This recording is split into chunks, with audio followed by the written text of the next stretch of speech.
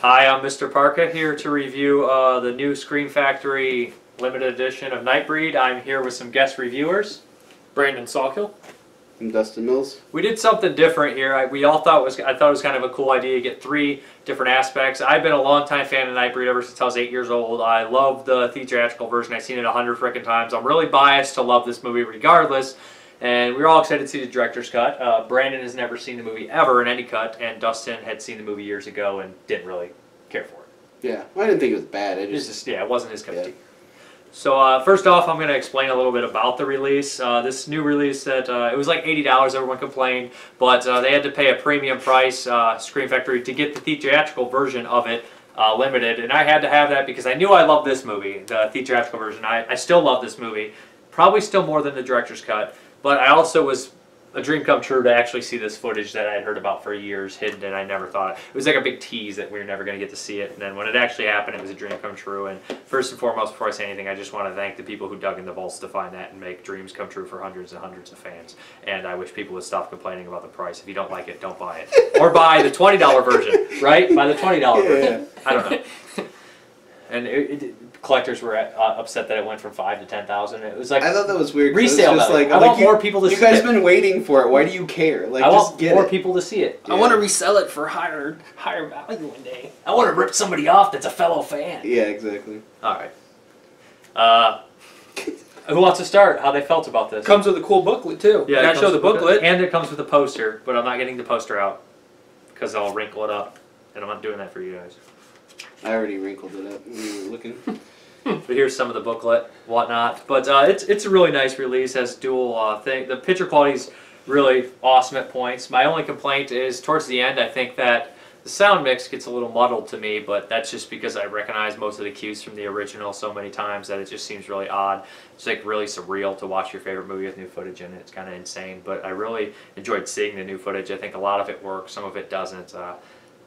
And everybody knows like Nightbreed has a comic book and a book, and all the movies have different endings. Both cuts have different endings. The book has a different ending. The comic book has a different ending. Characters are in that aren't, and they die. And so it's really confusing, and it's kind of pick and choose what you like best out of all of them. But I'm going to stop talking and let these guys do some talking. I mean, I liked it. I didn't fall in love with it. I don't know. There's too much creativity and like imagination behind it to hate. But there were parts, I don't know, it just seemed not enough thought went into certain things, I felt. A lot of it's just a story. Because it's so, the mythology is so vast and there's so many monsters and there's this whole city, like I would have loved to learn more about their coming. Because that was really there was a moment where you go into like this, this is like a nightmare thing, flashback thing, where you see like this really vibrant execution style thing happening, and I would have loved to see more of that. Why did it lead up to that? What was the reason for that falling? It's just little things like that I wish I would have seen more of. Well, they kind of explain that it's just that people are bad and they kill anything that's different. It's not like we hadn't done it before. Yeah. But yeah, I wish I would have got to see more of that. And I was hoping the director's cut I'd get to see more mythology involved. Like, yeah, the characters are there. There's monsters in the background, a snippet here and there. They're not really characters, though. They're just prosthetics, which I love seeing all the different monsters, but I would have liked to see more of it. And I would have liked to see the Shunasasi Pelegrin sex scene that was rumored. I mean, it's in the documentary. I would like to see that as well. It's in the documentary, like footage, but I don't know if it was ever cut together. Yeah. So. Well, I saw it when I was probably like 18 or 19 years old, and it was one of those movies that like I'd looked for a long time. And when I finally saw it, I just like I think I was a little disappointed by it because people talk this movie up a lot. I think it's mostly people who've grown up with it, and it's really special to them. Like, my friend Zach is really, really special to him. Like, he loves this movie, and I know that you do too. And so seeing it, like, as an adult, I think, like, I missed out on the sort of nostalgia and stuff attached to it. I think that there's a lot of imagination here. I think there's awesome special effects, awesome character designs, and stuff like that. I think the movie actually suffers from trying to be too big. And because it tries to like lead up to this giant like battle sequence at the end, which I honestly think, while it was really cool, went on way too long.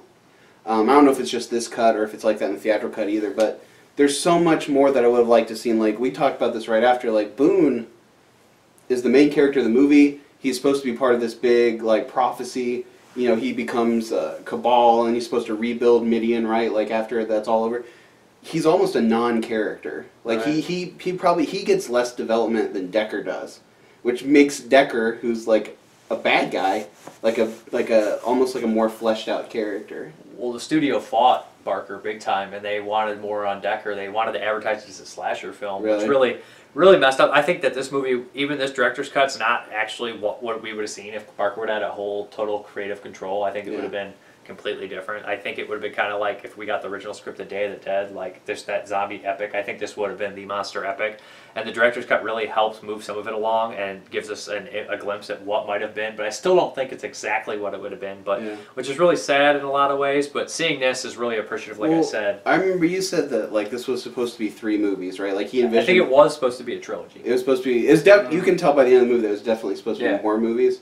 But to me, the movie still felt like they took like 3 movies and crammed them into 1 movie. Because like Boone's story should have been like becoming part of Midian and their culture and stuff like that, which is totally skipped over. There's like a really weird time jump where they come down. It's like in a 24-hour period, and they're like, "Have you tutored him in the ways and blah blah blah," all that stuff. But like we didn't see any of that. It's like all of a sudden he's part of it. And that would have been in like 24 hours because he escapes and she leaves and stuff like that and meets Cheryl Ann, and then the next morning they go. To it's me, kind of weird. That could have been 1 movie. Like that could have been 1 story. Watching Boone learn and adapt, and then you get to meet all these creatures and stuff that. You know, that seemed like they have really rich backstory. Like Barker definitely came up with a rich backstory for like Peliquin and Shuna Sassy and Rachel and Babette and all this stuff.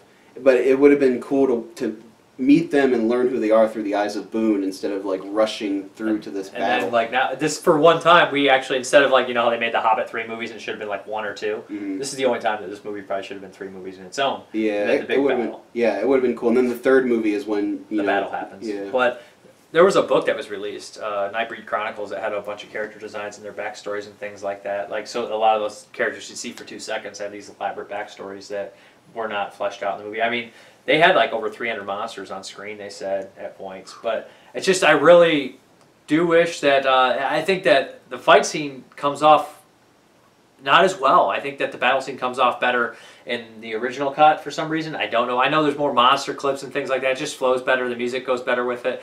And there's a couple scenes that I think kind of ruin the flow of the movie that are added in. The scene where Kane, one of the police officers, explained the new guns and things like that. Instead of just cutting to all the guys outside and showing Eagerman say, "We are the sons of the free," which is a great line. It cuts to him doing this really over-the-top cheesy thing. I know there's some one-liners and things like that in there, but this, the you guys guy admit, with the garrote wire and doesn't stuff really like that. fit. It takes you out of the element. Well, I don't think just... There's definitely that seems out of place, but there's other things in the movie I think seem out of place, like... I mean, I know you looked at me a couple times because I was laughing at the goofy, like, one-liners. Of Leroy Gum. I think those were reshoots. Like, some of that was ridiculous, like, "There goes the neighborhood." That. As a kid, I ate that crap up, though. What was weird, though, is he used that voice, and later in the movie he doesn't talk like that at all, either. Like, I don't know. He's an odd character. It just made me kind of roll my eyes a little bit, because I would be, like, totally immersed in what was going on. And then, like, there'd be, like, some, "Y'all come back now, you hear?" And that's like "What straight are you-" up 90s pizza flair. I gotta call Pizza. it. Yeah, like, you know what I mean? Yeah. That's just the 90s or the late 80s. I think you hit the nail on the head. You're like, they did that for the trailer.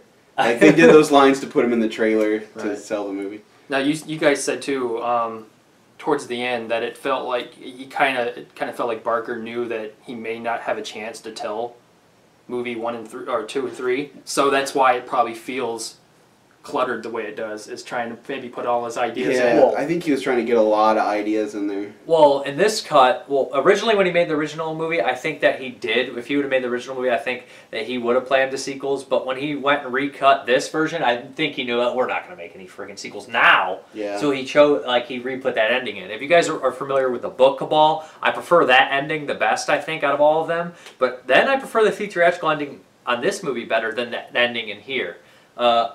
We talked about Ashbury, kind of like, he comes off really odd in the movie because the movie's 2 hours long, and he comes in, He comes in way too late. It's really weird because he comes in the, like, 3rd act, and from the beginning you can tell the movie is treating him like he's going to be an important character, but only in the way it's shot, not in the way it's written. Like, there's nothing to tell us that he's going to be important, and then by the end they want him to be important, and we haven't even met the guy, basically. There's a line cut out of the director's cut, where he, in the cell where he talks to Boone and says, "You're an abomination, they're going to kill you." But they cut it out of the director's cut. That would have helped a little bit because I didn't know where he stood until the very end. I mean, I like the line. I think he had a change of heart. What was at the end, the name? Obviously, and they portrayed that better in here. They portrayed the director's cut. They portrayed his change of heart better in the director's cut. What was the name of the like sheriff guy?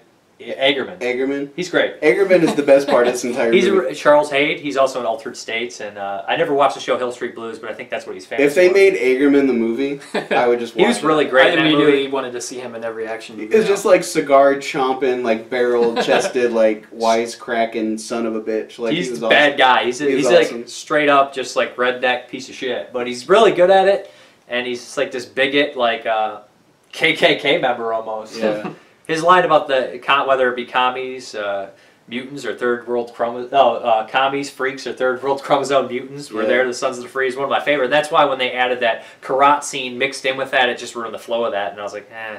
But then again, I'm biased to that theatrical cut because it's like ingrained in my brain. I don't know how to say it any other way. I've seen it a million times. because there was stuff that like you noticed that I didn't notice at all. Like since I hadn't watched it a ton and like I didn't notice the sound cues, you said they reused music cues for some of the new footage and stuff like that. Like I didn't notice any. Did you notice any of that? Some of the new soundtrack additions. So like guys like you, I think would like who've seen the movie a lot probably pick up on that stuff. But to me, it seemed well integrated because I didn't notice. I don't know if this is all the footage they have that's possibly to be able to remaster it, but I'd love to see a Cabal cut as well, the 2-hour, just a magnificent like 3-hour version or whatever they have in there. I'd like to see all the footage added in. I know. I mean, it might turn out like something like the Dawn of the Dead, the Red Edition, which is sometimes a little messed up and sinking things. But I would like to see the 3-hour version or the 2-hour and 20-minute version to see what's in here all together. Now, you said the novelization is called Cabal. Yeah, it's a novella. Now, is it just one? Oh, it's just a novella. Yeah, it's like 130 pages or something. I didn't know like if it was like a series or something. No, I wish it was a series. That would have been cool. There was a comic book series too that I believe Marvel actually owned, and those were pretty cool comics. They crossed over one time with Rawhead Rex, and Pelegrin and him got it on, so it was pretty cool. It's pretty odd. So not on, they got it on. Oh, I was imagining another scenario when you said that. My scenario was way cooler. There's really weird scenes with Pelegrin though about sleeping with multiple Nightbreed, male and female, and stuff like that. And I don't know. The comic series is pretty cool as well. I mean, if you're really into Nightbreed and want to see more mythology, then check out the comic book series. I think it was 26 issues long. I think that's the like strength of the entire thing is just how strong, even though you only get a sense of it in the movie, like how strong the mythology is. Like watching it, I was like, I knew that Barker had this all figured out in his head. Like that world is really, really rich. It's just unfortunate that we get like that much of it. You know what I mean? It's like, you know, like George Lucas, how like every single character has a backstory. Yeah. He's like, who's this? Who's that slob back in Jabba's palace? Well, that's Googa God. He one time. It's like, what? Like, I imagine Barker's much better than George Lucas. George Lucas is in his head. I bet. Yeah. I'm not saying Star Wars is. I personally like Nightbreed better than Star Wars, but I'm saying that the mythology is probably more thought out than George Lucas's random. I want to sell some more toys. Well, George Lucas just lies. He comes out with the prequels. He's like, I had this in my head the whole time. He's like, no, you didn't. They were always clones. It's just like, yeah, you knew Luke and Leia were brother and sister. That's why they fucking made out in Empire Strikes Back. Like, yeah, you definitely knew. He's a liar. He's a liar. Regardless, though, you know, I have a special like fondness of this movie because when I was about 8 years old, I always loved horror movies and monsters and things. And my one of my best friend's mom liked the movies too, and she had it. So she showed it to me, and it was like forever ingrained in my head. And I went through years and years bonding with this movie, drawing pictures. I'm a terrible like physical. I can't draw worth of crap. I can barely write legible. So I'd be like drawing these really crude, bloody pictures in 4th and 5th grade, and people were like, "Oh my God, this kid is not right." And I'd be giving it to my teacher, and like here, and it's like bloody Pelegrin holding somebody's head or something, and she'd be like, "Thank you." And like I remember hearing kids say like, "She's got pictures of you." I was that kid too.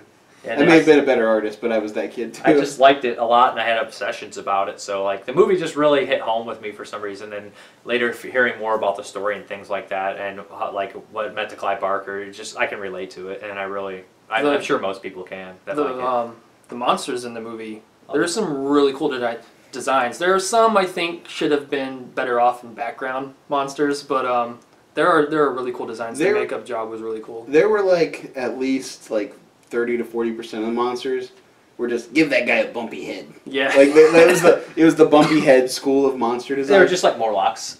yeah, or like I said before, like any like Star Trek alien. It was just like bumpy head. Well, I mean, there were so many of them, and this movie I think had budget constraints. Like they cut a lot of the stop motion out that was supposed to be in there, which goes back to what you said earlier about it trying to be too big. Yeah. So I think they kind of missed out on some of those. But you can't. I mean, at the same time, you can't really fault them for ambition. Like it's good that they were ambitious, and like some of the designs are amazing. Like Shuna Sassy is amazing looking. Shuna Sassy, Pelegrin. Pelegrin. Even some of the background guys, like I that like weird Devil little Lude. fat guy. I don't know. Nasty Moses. Yeah. Devil Lude, I think I like Leroy Gollum. You don't like Gollum with the things that come out of his stomach. I liked him. I just thought he was goofy. He's cheesy. And their home. I thought it was. Midian's a beautiful place. I thought it was believable. It felt like a city. Yeah. And I was, like I said during the movie, it made me think of Troll Market from Hellboy 2. Mm. Like it made me feel like this place actually existed. I like that. I really enjoy. When I was a kid, I had a really like a fascination. I liked all of them, but I liked Otis and Clay, who's just that big-headed guy who's always around. The guy with like the moon head? No, that's Kinski. Oh. But the guy with the giant head. That's just in like background scenes. Oh, I don't even know if I noticed him. He was in the dream in the beginning, running towards the gate. He had a really. Oh, big he head. has like almost two heads, like merged together. Okay, I was like that guy as a kid. I was like, he's great. I don't know. I just fascinated on the side character always all the time. I do that. Yeah. Like, he's the best. He doesn't do anything. He just walk around. I could talk about this movie for And Decker, the forever. character Decker, like his now in today's horror movies, he'd probably have a movie on his own. And he'd probably become like his own like character. Decker's in the great. slasher world. David Cronenberg does a really good job, and I'm just probably mispronounce his name. I always like Narcissist is great. The guy Hugh Ross and Hugh Korsky, who is Captain Panaka in Episode 1. Speaking of Poop Lucas. I'm just kidding. We made it look like we hated Lucas. Oh, that we guy's really. Panaka. Yeah. Oh, okay. And he's also in Highlander. Oh, yeah. And he's also in The Church. He's the guy with the scimitar in Highlander. Oh, okay. I do like... Kurgan kills him in an alley. Because, like, nowadays, it's really hard to find any, like, good cops in a movie. Like, most of the cops in this movie are trashy, bad people, but they made one cop likable. And then Inspector Joyce is the cop. And he's a city cop, but they made him a really kind of semi-complex character because... He was great, and then I feel like that character was wasted. They have an alternate footage with him and a different outcome for him. I mean, him... if you guys have like the comics and the books and the movies, the different like the theatrical cut, Inspector Joyce, Decker, Ashbury, and Egerman all kind of have like different outcomes. And Narcisse, right? Or Narcisse. Narcisse does too, but those four are the ones that really get mixed up. I'm gonna have to check out the theatrical cut because I think I might enjoy it better. I mean, if you know some of the mythology, I think like as a kid, I just seemed right to me. I kind of understood it or didn't need to understand everything. I just felt like I could kind of understand it for some reason. Yeah. I mean, there's some things that people get confused by, but I think that's just more so like mythology that you're not really supposed to understand yet. Well, yeah, and I mean, as a kid, you're just more open-minded. Like, you're just more willing to accept it, you know? Yeah. There are so many movies that if I had watched now without seeing them as a kid, I would just be like Little Monsters. I love Little Monsters. Like, if I saw Little Monsters... in my brain as well. Now, without seeing it as a kid, I'd be like, what is happening? What are the rules of this universe? Like, what is happening here? But I'm really glad that this movie exists though, because like today we don't get that level of ambition hardly much anymore. So to know that that it exists and we can go back and always watch it, that's what's really cool about it. Or just imagination. Right. Like a lot of that. Any problem that I have with the movie is purely on a like script level, pacing and the plot and stuff like that. Everything else is kind of amazing. Like the look of it and the mythology behind it and the creature, just the entire thought behind it is genius. It's just I think the execution wasn't perfect for me. I'm just showing this up close. You guys keep talking. I think it was awesome. But yeah, I mean, I was really happy when I first heard this was announced. I was like, I can die a happy person now after I see this.